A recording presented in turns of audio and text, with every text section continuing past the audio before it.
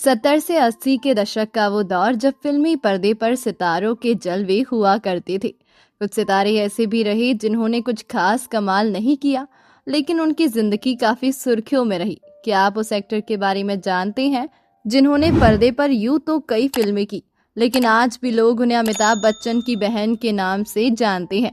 70 के दशक में भी एक ऐसी ही हसीना हुआ करती थी। फिल्म अदालत में उन्होंने बिग के साथ काम किया। इनके पिता नामी निर्देशक थे। कहते हैं इश्क कुछ नहीं देखता, पर कुछ ऐसा इनके साथ भी हुआ। अंडरवर्ल्ड डॉन से नैन लड़े और उनके साथ नाम जुड़ते ही इनका करियर ऐसा डूबा कि फिर कभी उठ नहीं पाई। तो चलिए आज बात करते हैं इस गुमनाम अभिनेत्री के बारे में। आखिर ये आज कहाँ है, इनका परिवार और बच्चे। आज की हमारी इस वीडियो में हम आपको सब कुछ बताएंगे। तो हर बार की तरह अगर आप हमारे चैनल पर नए हैं तो चैनल को सब्सक्राइब जरूर कर लें। हिना कौसर का जन्म मुंबई में हुआ। बचपन से ही उनका माहौल फिल्मी था, इसीलिए उन्होंने भी अभिनय को अपना करियर बनाने का सपना देखा। लेकिन उनके पिता के आसिफ का 1971 में निधन हो गया। उस समय हिना का फिल्मी सफर शुरू ही हुआ था। पिता के निधन के बाद उन्हें वो सहयोग और अवसर नहीं मिल सके जिनकी उन्हें उम्मीद थी। ये एक्ट्रेस कोई और नहीं बल्कि मुगले आजम जैसी फिल्म के निर्देशक के आसिफ की बेटी हिना कौसर थी।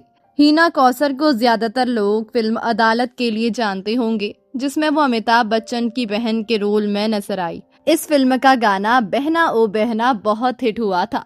इसके बाद वो धर्मकांटा, नागिन, निकाह, कालिया और जेल यात्रा जैसी कई फिल्मों में नजर आई। फिल्मी करियर ऊपर उठ रहा था कि अंडरवर्ल्ड डॉन से प्यार कर बैठी और फिर सब बर्बाद हो गया। 1970 में एक्टिंग डेब्यू अमिताभ बच्चन संग काम।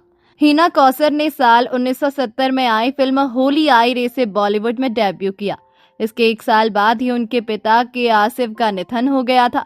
हिना को तगड़ा सदमा लगा, पर खुद को किसी तरह संभालते हुए उन्होंने फिल्मों में काम करना जारी रखा। वो अमिताभ बच्चन के साथ फिल्म अदालत में नजर आई। इसमें वो अमिताभ बच्चन की बहन बनी थी। फिल्म में वहीदा रहमान भी थी। हिना कौसर अपनी मां की तरह ही एक्ट्रेस बनना चाहती थी और इसीलिए फिल्मों में कदम रखे थे। हालांकि उन्होंने दर्जनों फिल्मों में अभिनय किया, लेकिन अधिकांश फिल्मों में उनके हिस्से सहायक या छोटे किरदार ही नजर आए थे। उनकी प्रतिभा के बावजूद उन्हें कभी वैसी सफलता नहीं मिली जैसी उस दौर की प्रमुख अभिनेत्रियों को मिली थी। दाऊद इब्राहिम के करीबी से लगा बैठी दिल। हिना कौसर की निजी जिंदगी उनकी फिल्मों से कहीं ज्यादा चर्चा में रही।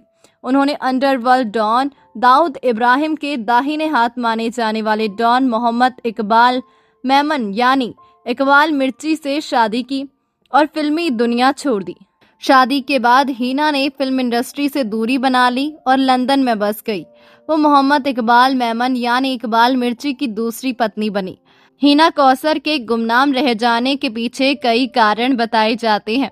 उनके पिता के निधन के बाद फिल्म उद्योग में उन्हें मजबूत समर्थन नहीं मिला। इसके अलावा उस समय हिंदी फिल्म उद्योग में पहले से कई स्थापित अभिनेत्रियां मौजूद थीं, जिनके बीच नई अभिनेत्री के लिए अपनी जगह बनाना आसान नहीं था। परिणाम स्वरूप उन्हें मुख्य भूमिकाओं के बजाय सहायक भूमिकाएं ही अधिक मिली। कहा जाता है फरार हो गया पति, तो हिना कौसर भी देश से निकल गई। लेकिन मुंबई धमाकों में जब इकबाल मिर्ची का नाम आया तो वो भारत छोड़कर फरार हो गया।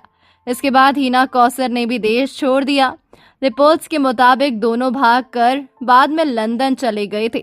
2013 में इकबाल मिर्ची की दिल का दौरा पड़ने से मौत हो गई। इसके बाद हिना कौसर पूरी तरह गुमनाम हो गई। 2012 में वो उस वक्त चर्चा में आई जब नारकोटिक्स डिपार्टमेंट ने मुंबई में इकबाल मिर्ची के 2 फ्लैट सील कर दिए।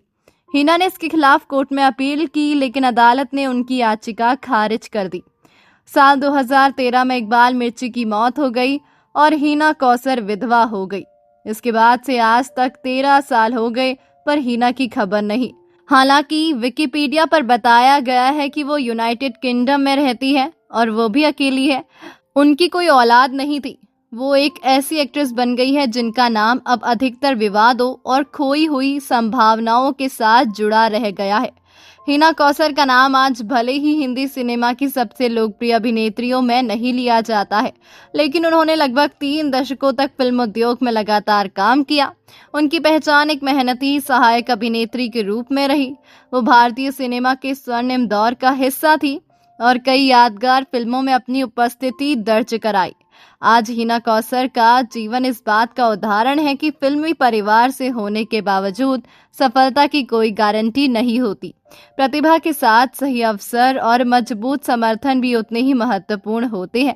इसी कारण वो हिंदी सिनेमा के उन गुमनाम अभिनेत्रियों में शामिल है जिनका योगदान भले ही सीमित पहचान पा सका हो, लेकिन भारतीय फिल्म इतिहास में उनका नाम हमेशा दर्ज रहेगा। तो दोस्तों, अभी के लिए बस इतना ही। मिलते हैं अगले वीडियो में। तब तक आप अपना ध्यान रखिए। Bye bye.